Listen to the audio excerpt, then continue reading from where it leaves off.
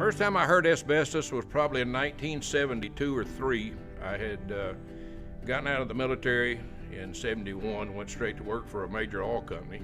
When I was on the fire department is when I first heard about it, because so much stuff back then it was made of asbestos fibers. When I started working in the refineries, they had it down there, had the walls was like that.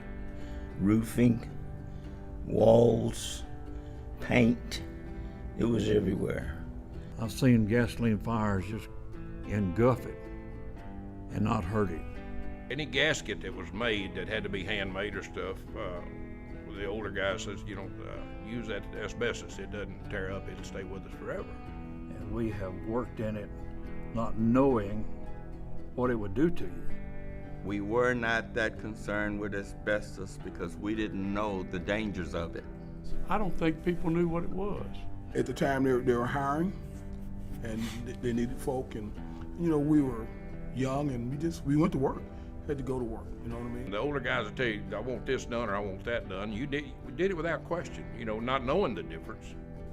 Get out there and do the job. And I never did turn it down.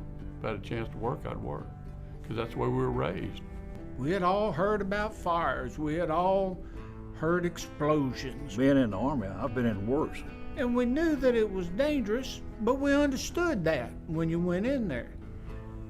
They weren't telling us particularly about asbestos. We didn't know what it was. We weren't told what it was. It's surprising to me that it didn't get out to all the workers in the industry. It's surprising that they knew back then, in the 1940s. We was not told until people started dying that it was a long-term deal. We started going to getting tested, but undoubtedly I found out that it takes a while for it to show. It might not bother you for 25 years. Most of us in the 80s and early 90s was showing that it was negative.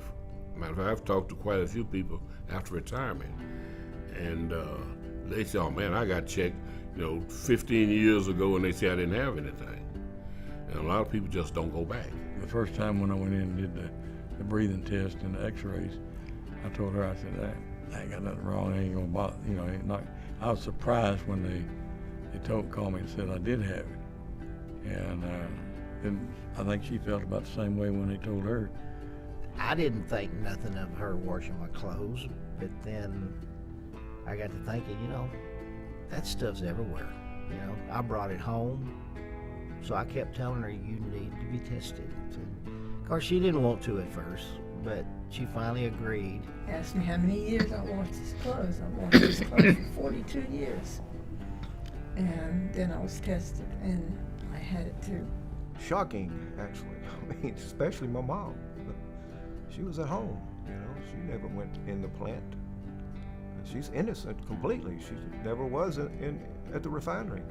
Wives would come by and tell my husband about the asbestos, but I didn't know what they were talking about, and finally when it came, I was like, I was right to think something was wrong.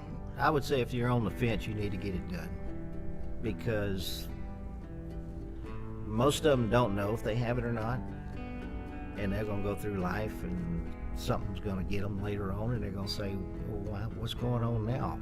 I've had some good friends. I've watched them smother to death because of that. Shrivel up to 80 or 90 pound guys.